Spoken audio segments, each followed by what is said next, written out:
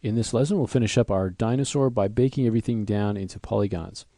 So the hierarchy type workflow that we use is really helpful for us to really create some of these shapes very quickly and to be able to see the shapes develop without having to worry about, working with polygons on both sides of the dinosaur, for instance. We were able to use symmetry and be able to see it smooth using hypernerves.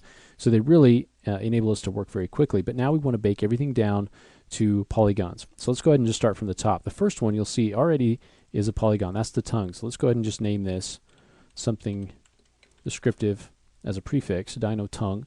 And then as we move down, you'll see there's a symmetry, and under the symmetry, the lower teeth group that we have. So you can see I've got symmetry, I've got a null, I've got these effectors, I've got a cloner, everything grouped together, basically making up the teeth. And all of that together creates this network of teeth, okay, on both sides.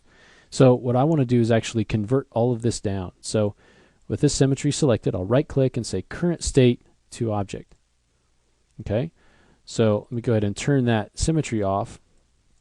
And so now you can see this new null with the same name, and underneath you can see that we have another null, teeth lower, and another null for cloner, and finally underneath we have all of these polygon teeth.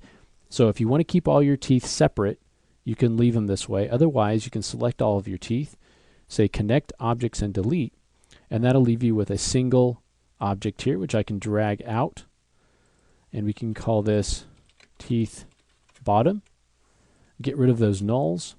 We can go ahead and get rid of our symmetry, and now we've got all of the teeth in one object. Okay, we can do the same thing here. Current state to object. Okay, go ahead and turn that off. You can see under the cloner we have all of our teeth. Again, if you want to keep those separately, you certainly can. If you need to do UVs on those or something like that, you can keep those separate. I'm just going to go ahead and connect and delete, drag those out, and then we can get rid of all of this, and we'll call this teeth top. Okay, now we've got the spikes on the tail, and here's a null with, again, effectors, cloners underneath. We'll do the same thing, current state to object. Okay, that will allow us to take these tail spikes. We'll take all of these. You can see it's made those all their own separate objects. We can go ahead and bring those out, and we'll call these tail, actually should be calling these dino tail spikes, and then we'll delete that. Let me go ahead and add that prefix here to the teeth. All right, let's do the same thing for the head, and again it's going to be the same thing. We're just kind of going from top to bottom here, current state to object. I'll keep that just in case. Let's go ahead and grab all these spikes, connect objects and delete, drag them out, and then we can delete both of those head spikes, and we'll call this dino head spikes A.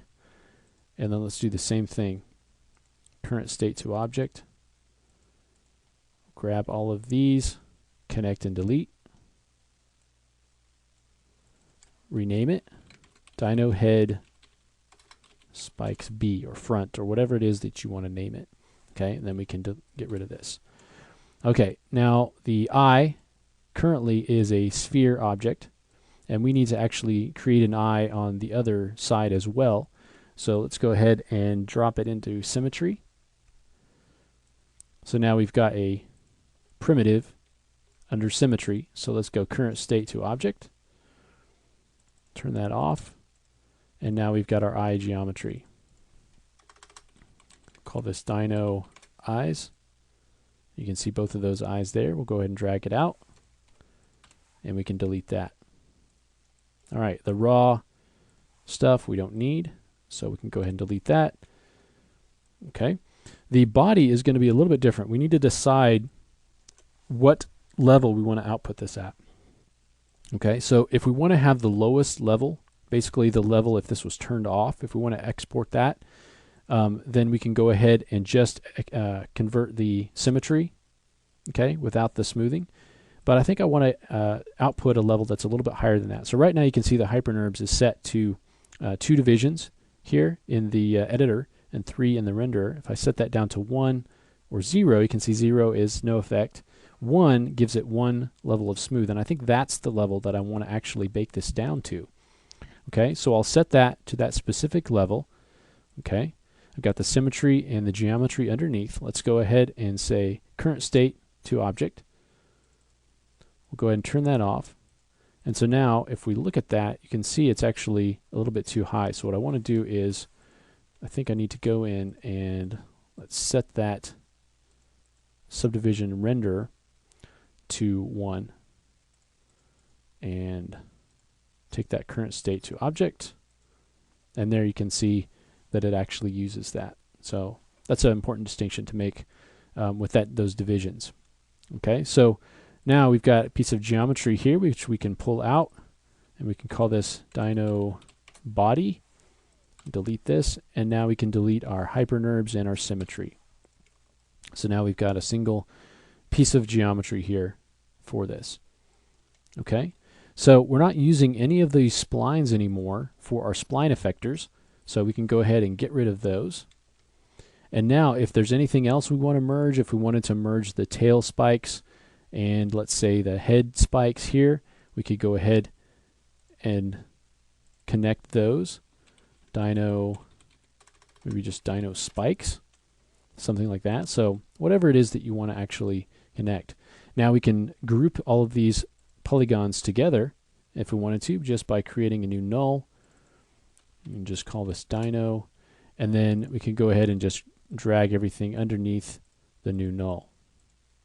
Okay, so everything now is sort of where you say baked down. So it's all in its kind of lowest, most basic state, a polygon object. We can still use any of our polygon tools on this, but we're not able to use, we're not able to manipulate the clones, let's say, or we're not able to manipulate the splines.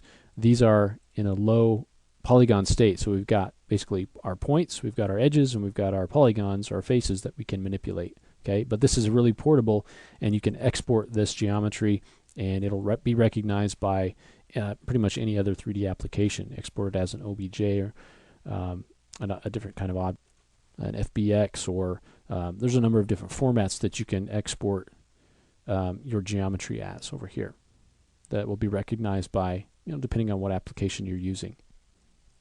All right, so polygon modeling here in Cinema 4D is really interesting because as we saw over the past 3 hours or so, you're still able to use things like splines and things like sweeps to get kind of where you want to go, even if you're planning to use polygons, which, the advantages of using polygons, you can extrude geometry out. So the workflow for modeling here in Cinema 4D is really interesting. And actually really flexible and powerful if you get used to using kind of those generators here in our objects manager to kind of build things up, and then you can convert things down, for instance using these cloners to build up the spikes or the teeth or things like that, using symmetry to see the other side. So there's a really lot of power here when you're using polygons and modeling here in Cinema 4D. So I hope you've enjoyed the last few hours going through polygon modeling workflows here in Cinema 4D. I know I did. Hopefully we'll see you next time.